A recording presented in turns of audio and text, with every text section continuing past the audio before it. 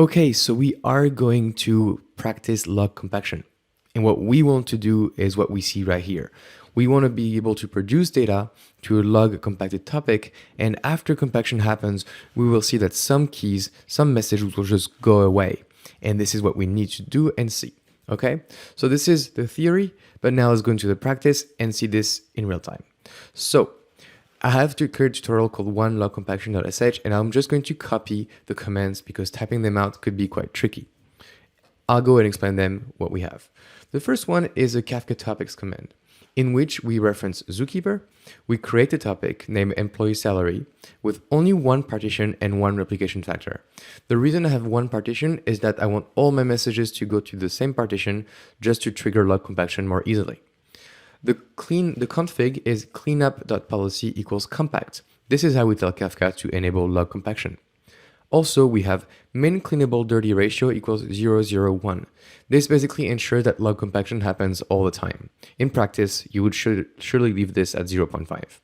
Finally, the config segment millisecond equals 5000 makes sure that every 5 seconds a new segment will be created, so that we have log compaction triggered every 5 seconds.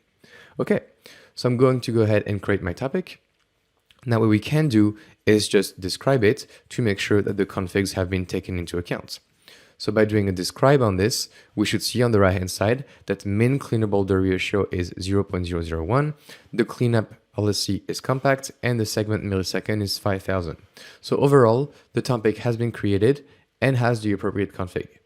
We can look at this Kafka log and see that as well. If you look at this whole block right here, you can see that the log was created and that, for example, if you know where to look, I'll show you, min cleanable dirty ratio is indeed 0.001.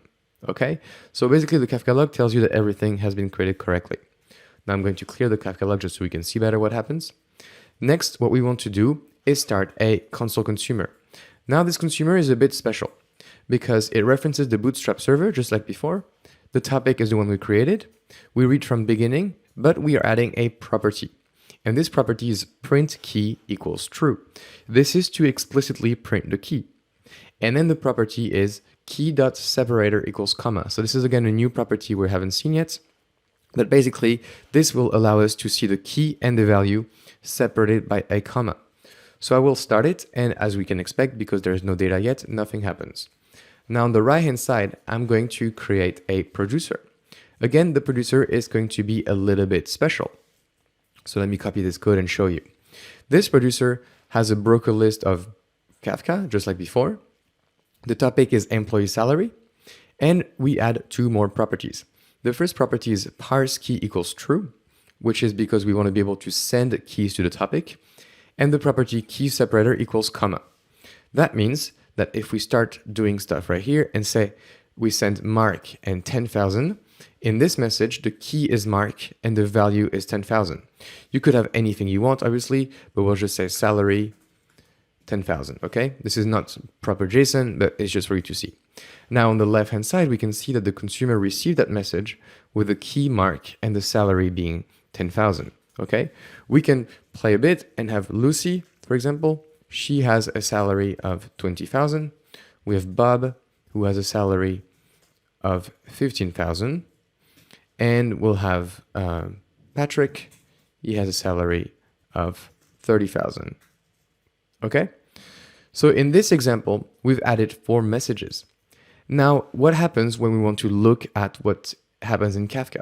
So let's go under the data Kafka directory, and we'll go into the employee salary 0, which is our first partition. Now, if I do a list of all the files here, as we can see, we see a lot of files and logs, and we see some deleted. So already some log compaction happened, okay? But so our logs have been cleaned up, and we get many different segments, as we can see, because we force the segments to roll over every 5 seconds. So what happens if we stop this console consumer and we restart it? Well, we should see the exact same data because all our keys are unique. Mark, Lucy, Bob, and Patrick are unique keys. But what happens if we said Mark get promoted and he now has a salary of 15,000? And maybe Patrick as well. He get demoted and he has a salary of 25,000. Okay, and I press enter. So as we can see, my consumer on the left-hand side still reads all the messages.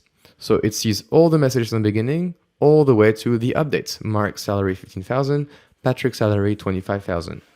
Maybe there's a new guy as well named John, and he has a salary of 10,000. Okay?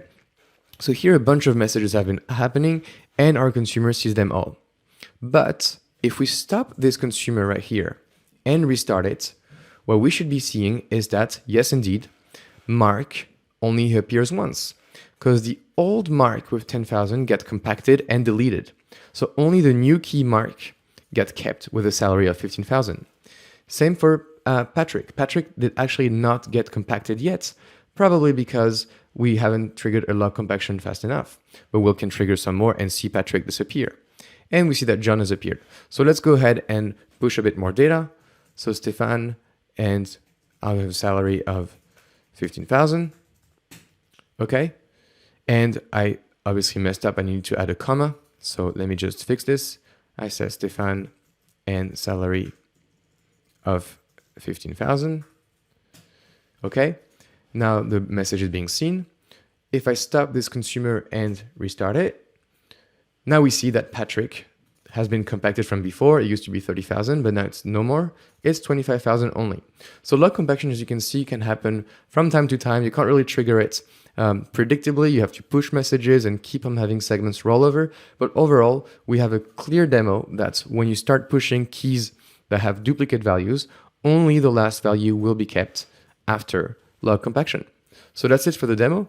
I hope you liked it. You can always look into this Kafka directory to understand all the log segments, but these files don't mean much to you, I think.